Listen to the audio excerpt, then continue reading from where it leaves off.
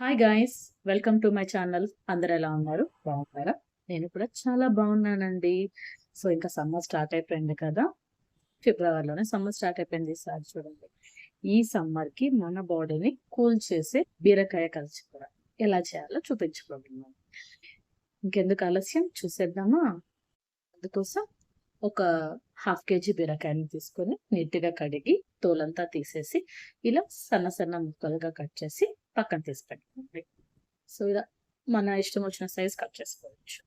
Next అలాగే పచ్చనిపప్పుని కూడా ఒక టీ గ్లాస్ అంత పచ్చనిపప్పు తీసుకొని ఒక హాఫ్ అన్ అవర్ ముందు నానబెట్టుకోండి. బాగా వాష్ చేసి నానబెట్టండి. నెక్స్ట్ అలాగే ఎర్రగడ్డ ఒకటి, టమాటాస్ ఒక 3 కట్ చేసి, కరివేపాకు కొత్తిమీర కూడా ప్లేట్లో తీసి పక్కన పెట్టుకోండి. ఇప్పుడు కుక్కర్ తీసుకొని ఆ కుక్కర్లో మనం ఇందాక కట్ చేసుకున్న బీరకాయలు ఉన్నాయి కదా, ఆ బీరకాయలన్నిటిని వేసుకొని, అలాగే పచ్చనిపప్పు ఉంది కదా, అది నీళ్ళని వడగట్టేసి పప్పు అంతా కూడా బీరకాయలోనే వేసేసేయాలి. ఇప్పుడు అవి మునిగేంత వరకు వాటర్ పోయాలన్నమాట. ఇక్కడ నాకు 3 గ్లాసెస్ వాటర్ పట్టింది. సో 3 గ్లాసెస్ వాటర్ పోసేసి, చూసారా అవంతా మునిగాయి కదా.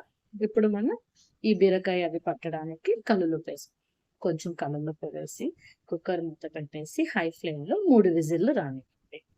ఆలోపు మనం స్టవ్ ఆన్ చేసి బాండలి పెట్టి అందులో ఒక 5 స్పూన్స్ ఆయిల్ వేసి, ఆయిల్ వేడెక్కిన తర్వాత అందులో ఆవాలు, అలాగే జీలకర్ర, నెక్స్ట్ మెంతులు కూడా వేసి అవి చిటపట్లాడిన తర్వాత ఇందాక కట్ చేసుకున్నటువంటి ఎర్రగడ్డ, కరివేపాకు కూడా వేసి బాగా వేయించండి. అవి వేగిన తర్వాత కట్ చేసుకున్నటువంటి టమోటా ముక్కలు కూడా వేసి బాగా వేయించాలి. సో టమాటా మధ్యలాగా బాగా వేయించాలన్నమాట. చూస్తున్నారు కదా, ఒక 10 మినిట్స్ అంతా ఇలా టమోటాస్ బాగా మగ్గిపోయాయి. ఇప్పుడు మనం ఇందాక ఉడకపెట్టుకున్నాం కదండి బీరకాయ, పచ్చనిపప్పు, అలాగే దాని వాటర్తో సహా ఇందులో టమోటా గ్రేవీలో వేసేసి మొత్తాన్ని బాగా మిక్స్ చేసి, అందులో పసుపు పొడి చిటికెడు, అలాగే మిరప్పొడి ఒక స్పూన్, నెక్స్ట్ ధనియాల పొడి కూడా ఒక స్పూన్ వేసి, రుచికి సరిపడా కల్లులుప్పు, ఇప్పుడు కూరలో పట్టేదానికి కల్లులుప్పు వేసి మొత్తాన్ని బాగా మిక్స్ చేసేయండి.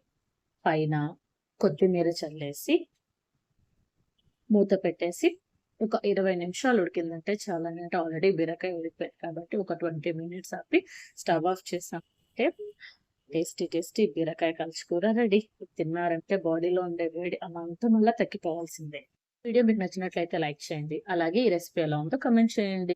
ఛానల్ని ఫస్ట్ టైం చూస్తున్నట్లయితే సబ్స్క్రైబ్ చేసుకోవడం మాత్రం మర్చిపోకండి. Thanks for watching.